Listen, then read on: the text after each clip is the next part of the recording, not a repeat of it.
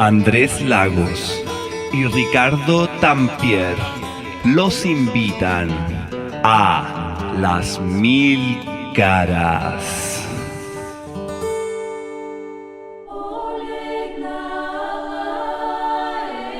Bueno, y aquí estamos desde los estudios de GTR. Eso. Preparando un nuevo capítulo de Las Mil Caras. Tenemos ya, como es costumbre, en este programa, un gran invitado.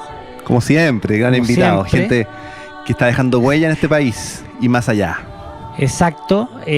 Bueno, vayamos al tiro a presentarlo, ¿no es cierto? Un invitado, un gran documentalista, ¿no es cierto, Ricardo? Cuéntanos. Tal cual, sí. Sí, tenemos acá en el programa Las Mil Caras a Iván Cibulka, que es un documentalista búlgaro que ya vive en Chile por más de 30 años, si no me equivoco. 30 años. 30 años. Búlgaro chileno. Y unos días. Búlgaro chileno ya y que bueno, vino acá como muchos viajeros siguiendo el amor y ya está instalado hace rato acá y ha dejado huellas. De hecho, se sabe que tiene hasta un nieto ya dando vuelta en este país. Y bueno, Así es. vamos a conocerlo con un poquito más de profundidad, su obra y su persona. Para los que no saben bien dónde queda Bulgaria, que siempre dicen, Bulgaria, esa cuestión queda en Lituania, ¿no? Queda al lado de Finlandia. No, esta cuestión, para que se ubiquen rápido, queda al lado de Turquía, al lado de Grecia, al lado de Rumania y de Serbia. El Mar Negro. Hay el Mar Negro, sí, porque... Así que esa es la ubicación geográfica para los que no saben de Bulgaria. Le damos la bienvenida al Iván, que está acá con nosotros. Muchas gracias por invitarme. Es un honor para mí. Me inflaron mucho eso en la presentación. ¿Por qué? Si es verdad. Porque el gran, ¿qué significa eso? Es como el Alejandro Magno. De ahí, No, mido cerquita, solamente de cerquita. 1,70 m y algo. No, pero en obras. No. Como Alejandro Magno que llegó hasta No, Alejandría. No, la modestia es mi lema. Ya. Muchas gracias por acompañarnos, Iván, por darte el tiempo de estar aquí conversando sobre tu historia. Y bueno, como sabrás, este es un programa sobre el camino del héroe. Sí. Eh, De Campbell. exacto. Joseph Campbell. De Campbell. Así que queremos conocer un poco sobre tu historia y tus viajes. Sí. Voy a partir con la primera pregunta. Démosle nomás. Quisiéramos, vincularlo un poco a tu trabajo como documentalista. ¿Cómo comenzó el viaje para ti del documental? Mira, para mí el documentalismo empezó en la adolescencia porque empezó con el hecho de que empecé a tener amigos. A partir de los 14, 15 años empecé a deambular en la ciudad de Sofía por grupos de personas que yo empecé a admirar mucho, que eran mayores que yo. Y ellos, una buena parte de ellos eran documentalistas y ellos empezaron desde cero, me aguacharon en el fondo y empezaron a enseñarme a observar todo del mundo que me rodea. Entonces, ellos se dieron cuenta, no sé, parece que les caía en gracia, pero se dieron cuenta inmediatamente que yo era ávido por aprender eso, ¿no? La capacidad de observar. Ellos no hablaban mucho conmigo, pero con su ejemplo en el fondo, me daban ejemplos muy concretos, dónde me tenía que sentar en un bar para poder observar, cómo debería conversar con la gente, cómo debería dejar que la gente se explayara para poder escucharlo. Entonces la capacidad de observar también se vinculó a la capacidad de mantenerme callado, de mantener mis impulsos, que fueron dirigidos por mi ego en el fondo, ¿no? De expresarme a cada rato, de contar, de preguntar, etcétera, de meter la cuchara en el fondo, como se dice en buen chileno. Entonces, ellos me enseñaron cómo manejar esos impulsos para poder dejar que el otro hablara y más bien estimularlo.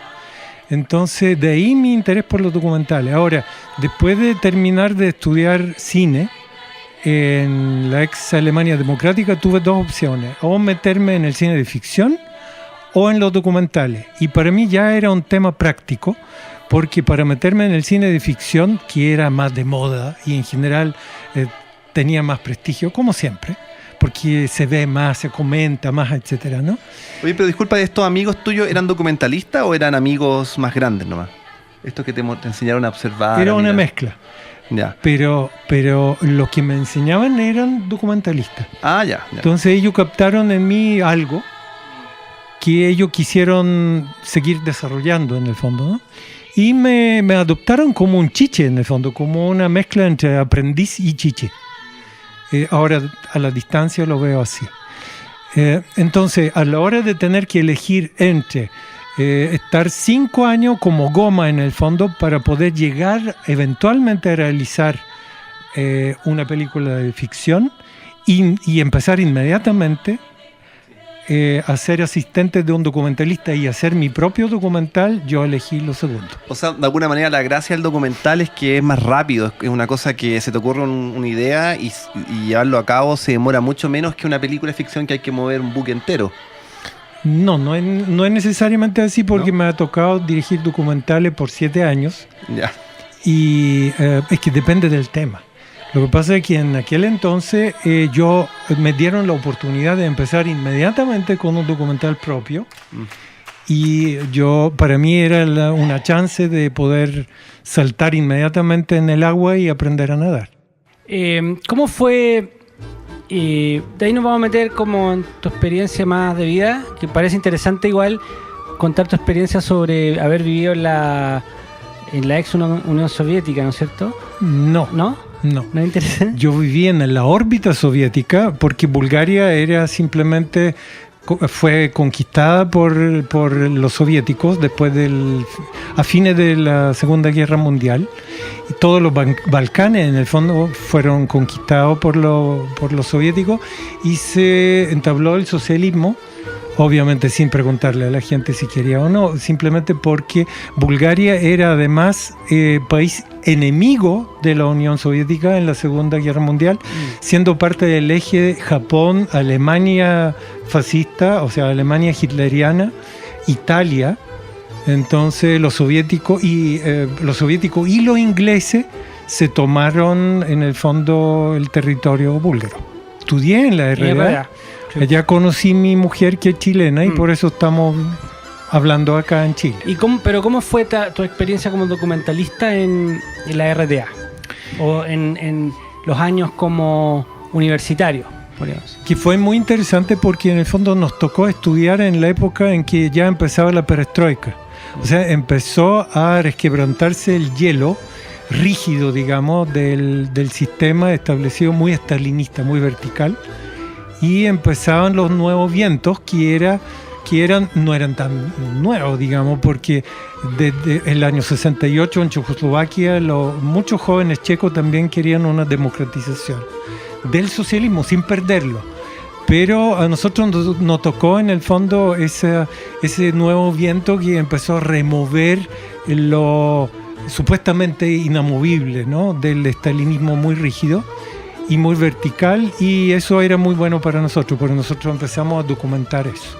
Me gustaría conocer un poco tu llamada a la aventura como documentalista, pero también como persona, digamos.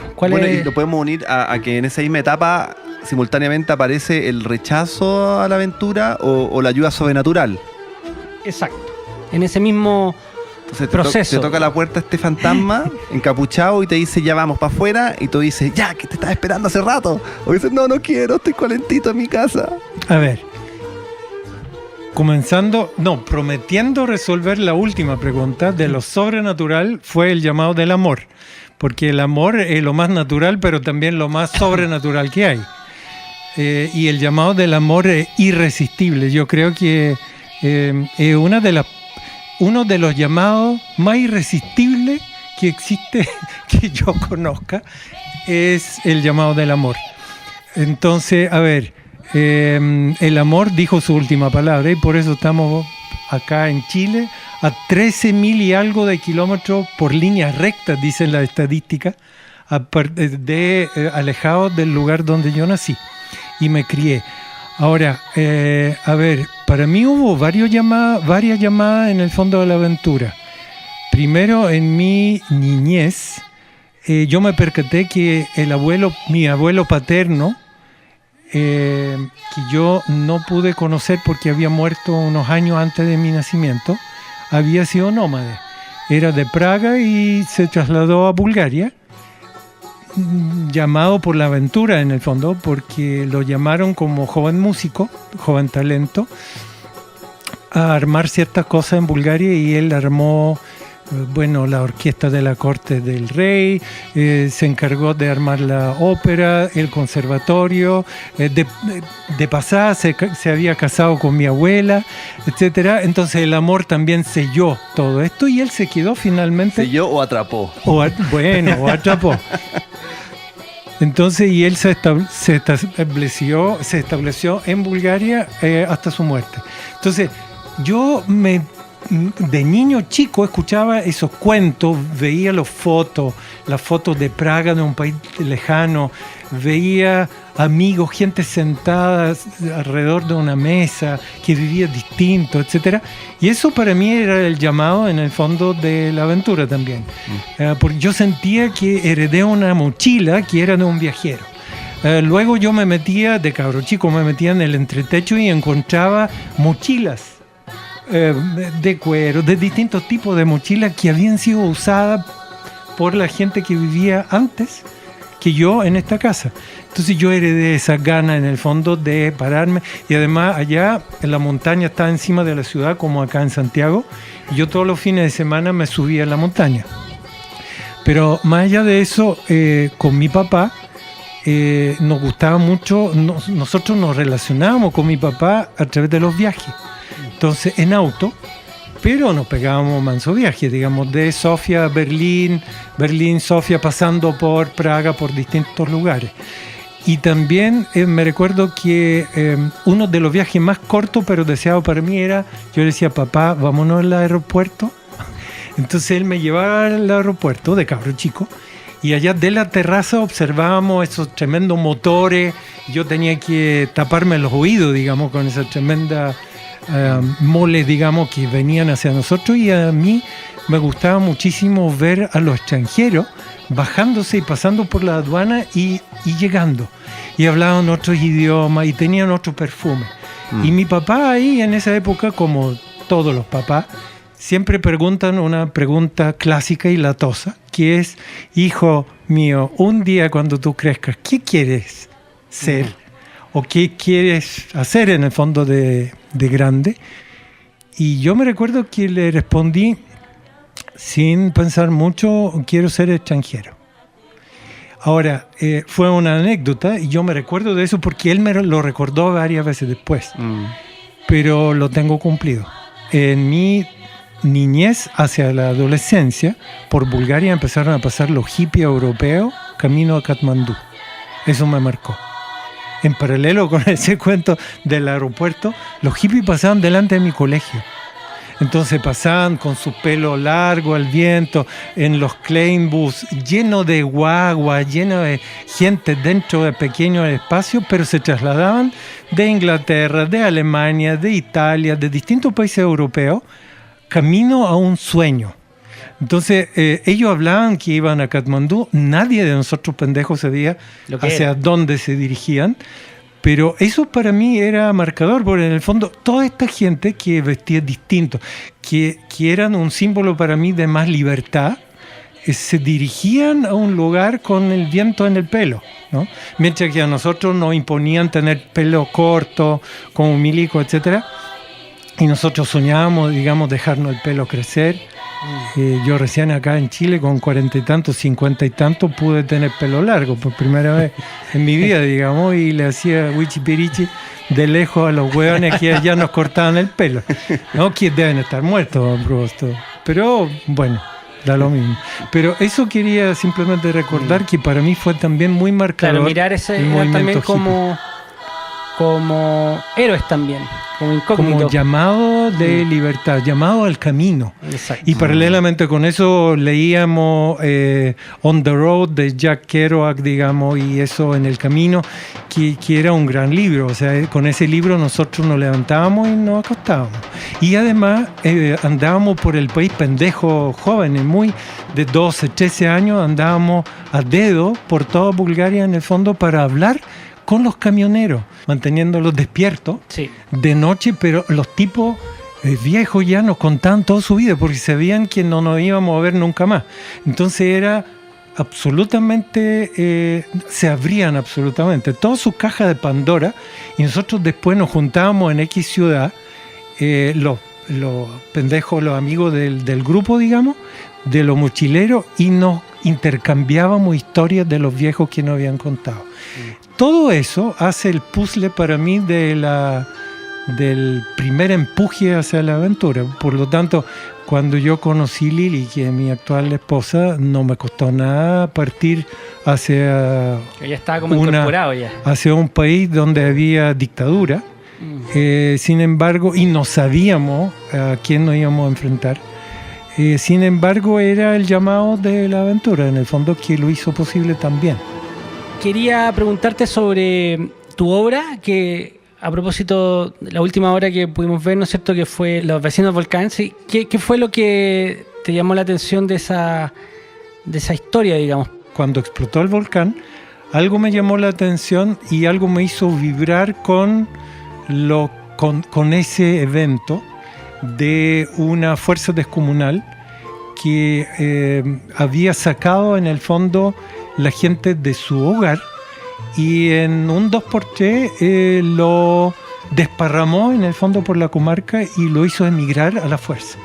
Entonces, obviamente que dentro de mi mochila inconsciente se despertaron cosas como, por ejemplo, de mi ancestro, que habían vivido 5 o 6 guerras, que siempre tenían que empezar de cero, siempre tenían que, como mono porfiado en el fondo, incorporarse, siendo abatido varias veces, pero nunca entregando el espíritu y manteniendo el espíritu en alto y empezando de cero, con muy pocas cosas, con mucho esfuerzo. Bueno, vamos a seguir con esta conversación con nuestro invitado tan interesante, ¿no es cierto? Ricardo, mira, sé que nos tienes temas... Tengo una música espectacular. Y ahora les voy a dejar con el ensamble de Philip Kutev, el State Ensemble for Folk Songs and Dance, en inglés sería. Vamos a escuchar el tema, la número 2. Número 2, la canción número 2. Sí. Sediankata Narasvala. Sediankata Narasvala significa hombres y mujeres se juntan na sedianka, o sea, para compartir, y cuando en Narasvala se está desmoronando, significa que ya se terminó la junta y todo el mundo se va para la casa. Ah, ya, están cerrando. Ya explotó el volcán. Cerrando el local. Sí. Bueno, entonces vamos con ese tema número 2, muy interesante, muy difícil de encontrar acá por estas latitudes, y los dejo con esta excelente música.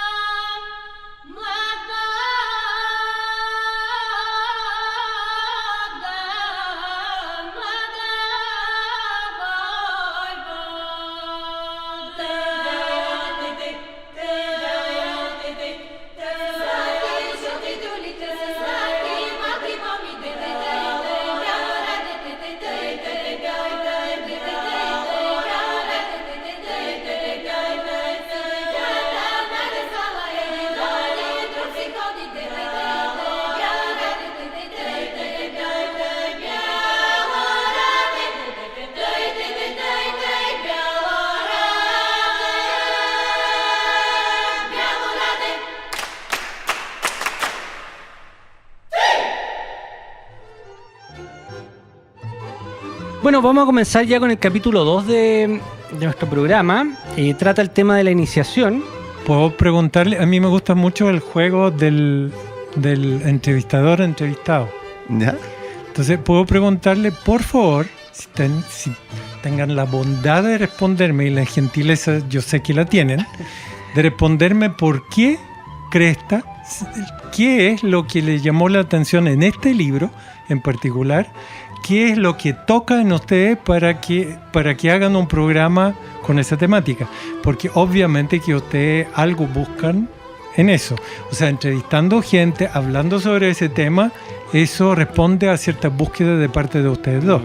Bueno, yo lo vi como una estructura base, como para tener una estructura para poder avanzar sobre algo, tener un piso, pero que obviamente se relaciona con una temática que me interesa mucho, que es la aventura, el autodescubrirse, el encontrar esos tesoros que están esperando y están dentro de uno y que tardan mucho, a veces vida entera en encontrar, y eso me gusta verlo también en las historias de todas las personas y cómo ciertas personas logran encontrar esas gemas tan increíbles y que después logran regalarlas a la humanidad. En general el viaje, aunque tenga momentos duros o incluso fracasos, siempre son para bien. No existe casi un viaje que no entregue algo, según lo que yo pienso. Y por eso que este libro es tan exitoso. Fue una idea que yo le propuse a Andrés, de que incluyéramos este libro como pie forzado para agarrarnos de algo, pero en verdad para conocer a la gente y ver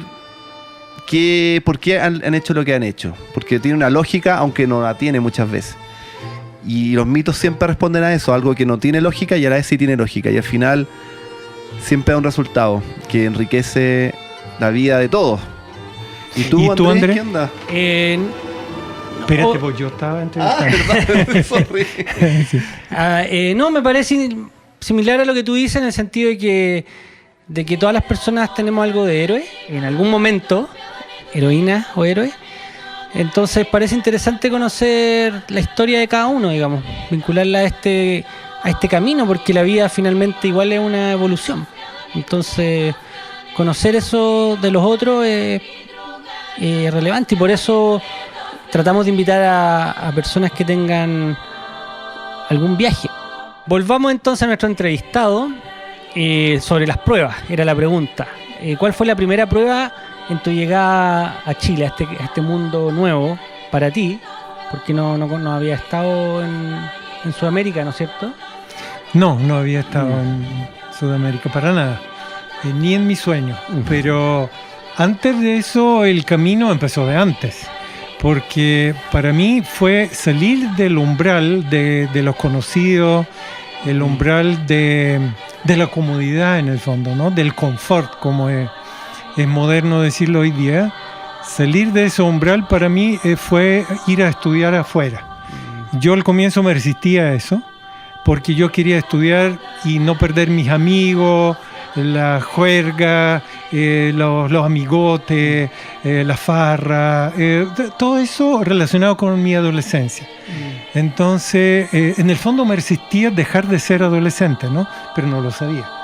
Entonces, el viaje se me inició a la fuerza, por fuerza mayor. Para mí explotó un volcán, que fue, sin entregarle tanto dramatismo, fue que simplemente dentro del contexto socialista de Bulgaria, en mi lugar que me pertenecía, de entrar a estudiar, porque yo pasé al 7º lugar en el fondo de un curso, pasé por todos los exámenes y llegué al 7º lugar, y yo debería haber empezado a estudiar en Bulgaria. Pero el sistema funcionaba de esa manera, en aquella época corruptamente, que colocaron en mi lugar un hijo de un general, que ni siquiera le vimos la cara, digamos, porque él nunca pasó por los exámenes. Por lo tanto, la corrupción del sistema que ya se había establecido en esa época me ayudó a tener que salir de mi zona de confort, ¿no? Y me obligó a ir a Alemania Democrática a estudiar. Eso ya me sacó, eso fue el primer umbral para mí. Entonces, ir a estudiar en otro idioma, con otra mentalidad, etcétera, y yo lo pasé chancho, porque en el fondo fueron 5 años de mucho aprendizaje y allá me abrí hacia el mundo. Allá salí de mi zona de confort y de la cosa que yo lo tomaba por hecho, y de todos mis valores que ya había adquirido, etcétera, y básicamente porque éramos un curso de puro extranjero de todo el mundo. Entonces yo me confronté a distintas maneras de ver el mundo que no estaban en unísono con mi cultura. Entonces mi primer choque en el fondo fue, ahí se me removió el piso, de tal manera que de ahí, cuando ya me encontré con mi actual señora, armamos nuestra pareja, nos casamos, tuvimos nuestra hija y tuvimos que ir a Bulgaria juntos. Este primer umbral ya lo habíamos traspasado, e incluso en familia, ya tenía armada una familia nuclear mía propia. Entonces, de ahí para adelante, bueno, después de 5 años en Bulgaria, en la perestroika, trabajando en los documentales para hacerlos cortos, llegamos a Chile, porque mi señora añoraba volver por su familia, etcétera, que no había visto desde muchos años. Entonces, aquí ya empezó otro mundo para mí. O sea, me enfrenté a mucha incertidumbre. Todos los valores que yo había aprendido valían callampa en el fondo. ¿Tú ya hablabas el idioma o yo hablaba poco? Porque es una prueba importante también. Sí, yo hablaba un chileno atarzanado gracias a mis amigotes de Europa, que me habían enseñado todos los garabatos que ellos conocían, que eran hartos. Entonces yo hablaba eso. Entonces mi suegra en el fondo sufrió un grave shock cultural también cuando me vio y me escuchó con las primeras palabrotas que empezaron a salir de mi boca. Pero yo empecé a aprender menos mal rápido, porque para mí lo más importante en el fondo, yo ya lo tenía eso adentro, había descubierto que tengo que ubicarme en el lugar donde sea.